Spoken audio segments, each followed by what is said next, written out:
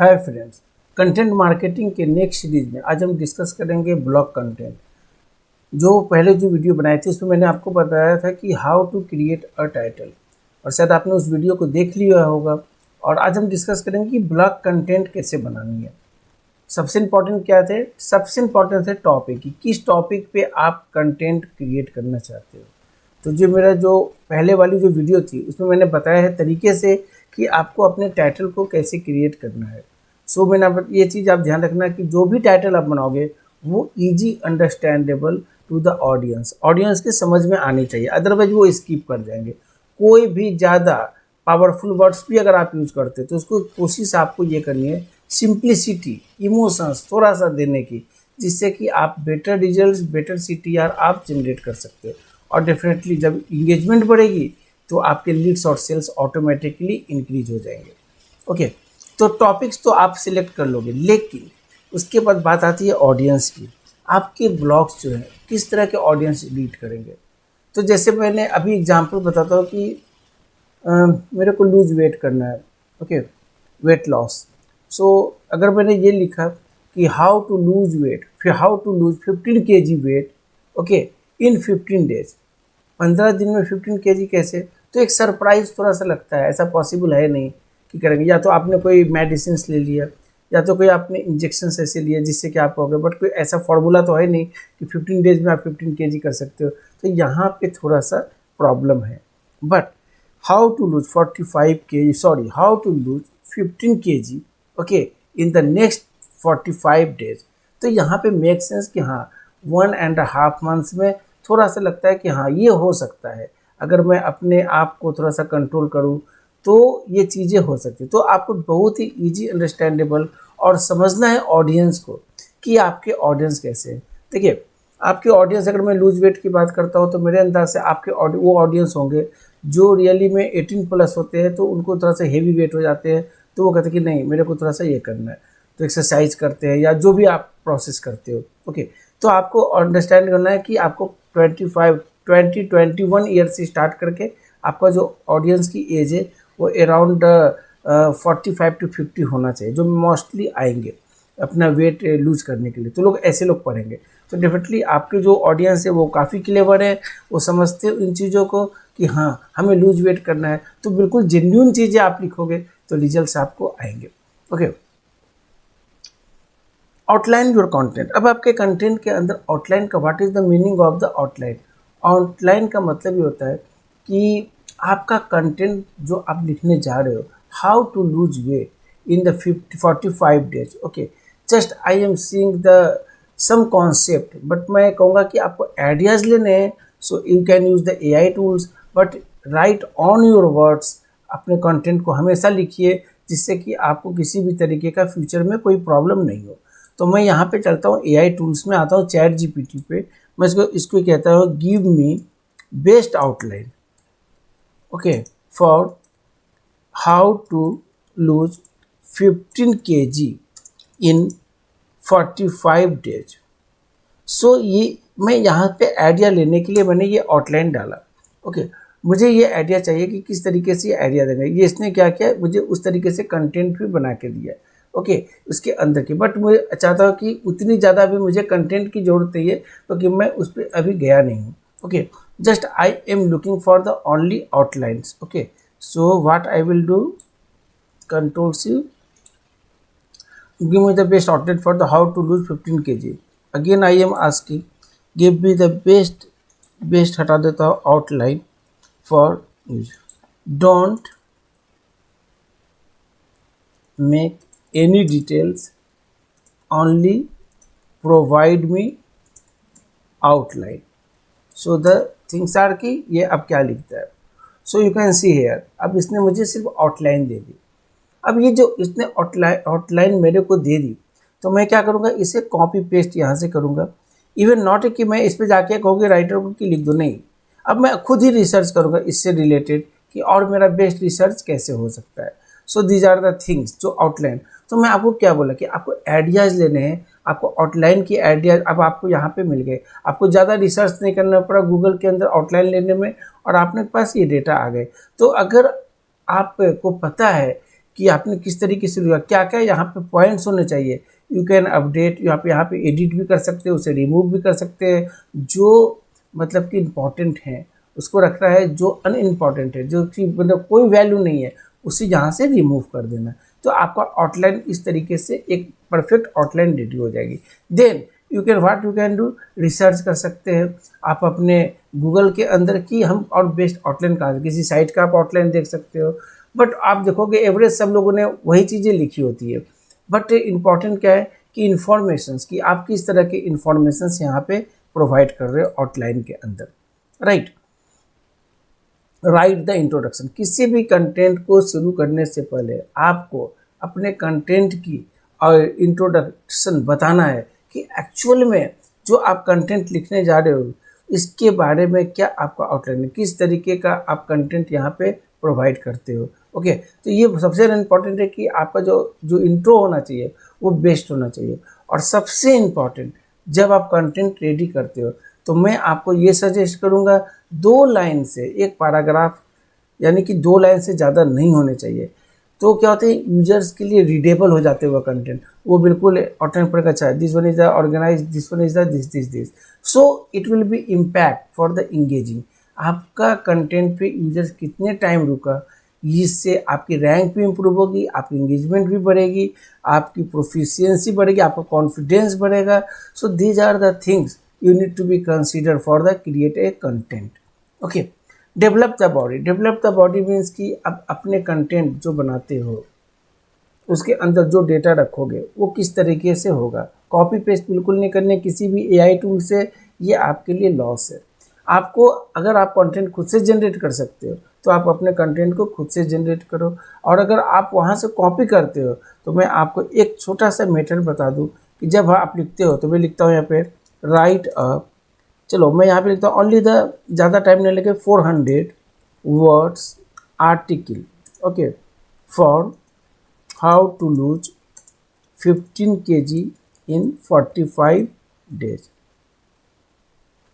Right, मैंने ये लिखा, और यहाँ पे मैंने क्या करूँगा, एक आइडिया लेने के लिए ये मैं आपको बता रहा हूँ। सो अब ये क्या करेगा, उस तरीके से मेरे को कंटेंट देगा। बट ये कंटेंट सबको पता है, this one is the AI generated content, और हम इसे यूज नहीं कर सकते। तो हम इसे अगर यूज नहीं कर सकते, लेकिन हम यहाँ से आइडिया ज़रूर ले सकते हैं। और उस आइडिया को जब आप ले लोगे और किसी भी एआई टूल से जब आप वो चीज़ें देखोगे, तो वहाँ पे आपको ये डिफरेंस मिलेंगे कि इस तरह के कंटेंट को अगर आपने वहाँ पे जाके पेस्ट कर दी तो आपको प्रॉब्लम होगी। Okay, I think the some problem in the ChatGPT, so मैं अनदर टूल्स पे चेक करता हूँ। ओके, जस्ट टाइम यहाँ पे मैं मेंशन करता हूँ। Okay, so they will be reply कि किस तरह के कंटेंट्स आ गए, ये मेरे पास वो कंटेंट आ रहे हैं। Okay, I think chat GPT में सम इश्यूज आए हैं, इसी वजह से मैं अनदर एआई टूल से दिखा रहा हूँ। सो आप देखो यहाँ पे वो सारे डेटा यहाँ पे आ रहे हैं, diet program, exercise program. But मैं इसे ना जब भी मैं ले जाऊँगा ना वहाँ पे, तो ये कहेगा कि this one is the AI content copy. आपको कंटेंट नहीं कॉपी करनी है, आप यहाँ से डेटा उठाएंगे और डेटा को अपने अकॉर्डिंग मोल्ड करना है। ओके, जैसे हेयर इज द 400 ईयर, मुझे पता है these are the content, definitely यहाँ पे वो सारे कंटेंट जो आए हैं ये हैं। तो आपको सबसे पहला स्टेप क्या करना है, जब भी आप कंटेंट रेडी करोगे, कंटेंट को कॉपी किया, कंटेंट भी इसको कॉपी पेस्ट नहीं करना। इससे अगर आपको लगता है कि आप खुद से कर सकते हो तो यू कैन डू, आपको अपने कंटेंट को इस तरीके से यहाँ से अपने अकॉर्डिंगली कर सकते हो। जैसे मैं एक लाइन देखता हूँ, 1 to drop 15 kg 45 days, here's the intense plan. So यहाँ पे ना इंटेंस जो टर्म्स ने, ये थोड़ा सा एआई टर्म्स आते हैं, तो यहाँ पे ना डिटेल्स प्लान भी आप यूज कर सकते हो। So these are the thing जो अगर आप चेंज कर दोगे तो वो कंटेंट ऑटोमेटिकली क्या होगी, AI to human generated content, और डेफिनेटली आपका कंटेंट वर्क करेगा। देखिए 2 से 3% के लिए कुछ भी नहीं रखा। Lots of the research peoples are doing right now, बहुत लोग कर रहे हैं इस पर रिसर्च। बट वही है कि अगर आपका कंटेंट में इंफॉर्मेटिव है, गूगल कहता है अगर आपके कंटेंट इंफॉर्मेटिव है, अगर अपने कंटेंट में experience, expertise, trustworthiness, EAT and ये जो आप ऐड करते हो ऑथरटिवनेस, EAT कंसेप्ट भी डालते हो, तो आपको रिजल्ट्स बेटर मिलता है। बट वो कब बेटर मिलता है, जब आपकी कंटेंट में पावर होती है। और वो कंटेंट की पावर कहाँ से मिलेगी, तो आपको खुद से इन चीज़ों को सही करना होगा। किसी राइटर के भरोसे, अगर आपका अच्छा है राइटर जो स्पेशलाइज है इस फील्ड में, तो आप उसे हायर कर सकते हो और उसे ये कंटेंट दे सकते हो, कह सकते हैं कि आप इस कंटेंट को थोड़ा सा बेटर करो। This one is the AI generated content, but I am looking for the human generated content. Okay, अब बात आती है कि जब आपके पास कंटेंट रेडी हो जाते हैं, जब आपके राइटर ने कंटेंट रेडी करके आपके पास आ गए और आपने चेक कर लिया कि this one is the AI generated content नहीं है, तो क्या आप इसे पब्लिश कर दोगे? नहीं, इसे पब्लिश नहीं करना। आप एक चैट पेपर बनाओ इसके लिए। आप उसके लिए आप कैनवा, इस तरीके का टूल्स, बहुत सारे टूल्स अवेलेबल है। वहाँ से एक चैट पेपर की क्या होना चाहिए, 50 जो आपने 45 डेज का रूटीन प्लान बनाओ वहाँ पे कि क्या करें लोग, इस तरीके का एक्टिविटी, एक्सरसाइज, क्या फूड्स मिले, ब्रेकफास्ट में क्या ले। So this will be the engagement start. आपका इंगेजमेंट स्टार्ट होगा। आप सोचो कि आप क्या डेटा वहाँ पे डाल रहे हो। हमने बात कर रहे हैं 45 डेज में कि कैसे आप लूज करोगे 15 kg। तो 15 kg के लिए क्या ये रियल थिंग्स हैं जो रियल में हो जाते हैं? कितने % पे आपने इम्प्लीमेंट किया? ये चीज़ें एक जो केस स्टडी करते हैं ना, अगर आपने इसके अंदर ऐड कर दी तो उसका इम्पैक्ट और पड़ेगा। सेकंड चीज़ है स्टैटिस्टिक्स, बहुत ही आज की डेट में इम्पॉर्टेंट फैक्टर है। कितने पीपल्स है जो आज की डेट में बिलीव करते हैं कि नहीं, वेट लॉस करने के लिए दीज आर द सैंपल जो देते हैं, आपने लिखा है वो बिल्कुल रियलिस्टिक है।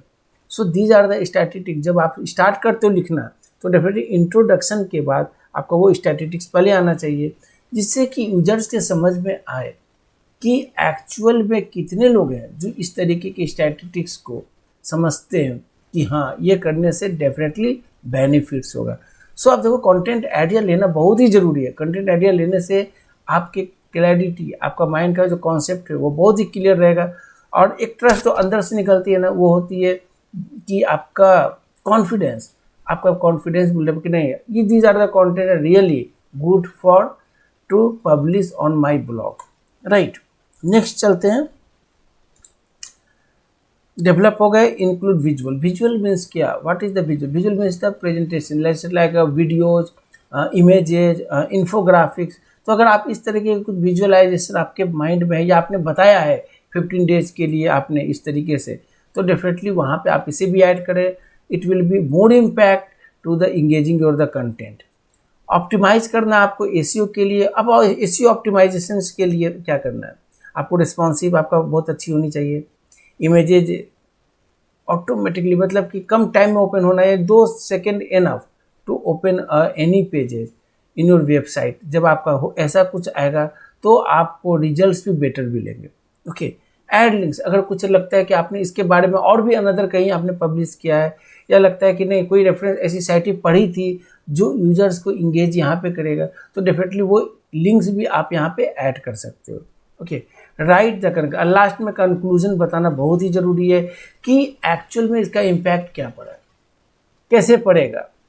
तो दीज आर द फैक्टर्स जो अगर आपने इस तरीके से 10 जो मैंने 12 पॉइंट यहाँ पे बताए हैं, अगर आपने इसको यूज़ कर लिया तो डेफिनेटली द कंटेंट में आपका एक जो नयापन कहते हैं ना, एक जो आ जाती है वो मिलेंगे। और मैं आपको ये सजेस्ट करूँगा डेफिनेटली कि एआई टेक्नोलॉजी जो आज की डेट में आ रहे हैं, बिल्कुल ब्लाइंडली बिलीव ना करें, विश्वास ना करें, और इसको तरीके से यूज़ करें। जैसे मैंने बताया, कंटेंट वहाँ से लेते हो आप तो उसे अपने अकॉर्डिंग चेंज करो, या तो आपके पास राइटर है तो उससे कहो कि वो अकॉर्डिंगली चेंज कर दे। तो इससे आप सेफ मोड में रहो, क्योंकि आप टाइम दे रहे हो, टाइम का रिजल्ट्स नहीं आ रहे हैं तो कोई फ़ायदा नहीं है कंटेंट बनाने का। ओके, यहाँ पे एक मुझे बहुत अच्छा, मैं जब पढ़ रहा था सेम रश में, तो यहाँ पे मेरे को मिला एक बहुत ही अच्छी data, what AI content tools are use for. अब देखिए कितने लोग हैं, आपको बता दूँ 60-70% people are using the AI content right now. वो उसमें से कुछ लोग ऐसे भी हैं जो बिल्कुल कंट्रोल सी कंट्रोल भी करते हैं, कुछ लोग ऐसे भी हैं जो कंटेंट को वहाँ से लाया, अपने अकॉर्डिंगली उसे चेंज की और देन पब्लिश करते हैं। अब ये देखिए यहाँ पे जो मैंने डेटा यहाँ पे दिखा रहा हूँ आपको, what AI content tools are use for. So आप देख लो, researching content and tools idea. मैं थोड़ा सा इसको बड़ा कर देता हूँ सो आपके लिए भी विजिबल हो जाएगा। Research content and topic idea 58% लोग कर रहे हैं यूज। आप देखते जाओ, री राइटिंग एंड पैराफ्रेजिंग टेक्स्ट 52% कर रहे हैं। मैं तो बिलीव नहीं करता इन चीज़ों पे आप रिसर्च कर लो, डैट शुड, आपको आइडियाज़ लेने हैं उसके लिए अच्छा है, बट उस कंटेंट को फिर से पैराफ्रेजिंग करना किसी अनदर टूल में, वो कंटेंट की क्वालिटी ख़राब हो जाती है। राइटिंग कंटेंट फ्रॉम स्क्रैच से 50%, creating a content marketing strategy 47%, expanding text adding more content and edit 40%, creating content outlines 39%, optimize copy for target keyword 33%, audience research 30%, improving the copy readability 29%, creating contents brief 27%। So आप देख लो writing meta tag 23%। So these are the important part जो मैंने यहाँ पे आपको data दिखा रहा हूँ AI कंटेंट टूल्स का कि कैसे आप यूज करोगे। So these are the very important factor कि अगर आपके माइंड में जब कंटेंट लिखोगे तो आपको समझ में आएगी कि ये डेटा आपके लिए कितने ही इम्पोर्टेंट है। तो फ्रेंड्स मैं आपको ये ध्यान दिलाता हूँ कि आप जब भी कंटेंट बनाएं इन पॉइंट्स को आप ध्यान में रखो, जिससे कि आपका कंटेंट फार बेटर बने और रिजल्ट भी बेटर हो। ये बताने का दिस वन इज द, मैं जो थ्योरेटिकल आज की डेट में मैं अभी बता रहा हूँ आपको, हाउ टू क्रिएट टाइटल, क्या स्टैटिस्टिक्स है, क्या आपने करना है, क्यों ब्लॉग कंटेंट इस तरह से बनाना, क्योंकि जब मैं आइडिया दूंगा तभी आप इम्प्लीमेंट करोगे। मैं डायरेक्ट अगर चल जाऊँ कंटेंट मार्केटिंग करने में, यानी पेड कर रहा हूँ या फ्री कर रहा हूँ, मैं कैसे ट्रैफिक जनरेट कर रहा हूँ, तो वहाँ पे आपकी कन्फ्यूजन होगी कि यार इसने कंटेंट बनाया कैसे। सो मैं कोई भी पार्ट ऐसा छोड़ना नहीं चाहता जिससे कि आपको बाद में जाके जब एडवांस लेवल पे आओ तो कोई प्रॉब्लम है। सो बेसिक्स टू एडवांस अगर आप जानते हो तो डेफिनेटली आप बिल्डअप अच्छा बिजनेस आज की डेट में कर सकते हो। ओके, सो फ्रेंड्स अगर आपको मेरी वीडियो पसंद आती है तो डेफिनेटली आप मेरे चैनल्स को सब्सक्राइब करें, वीडियोज़ को लाइक करें, लोगों के बीच फॉरवर्ड करें जिनकी ज़रूरत है। सो तब तक के लिए गुड डे।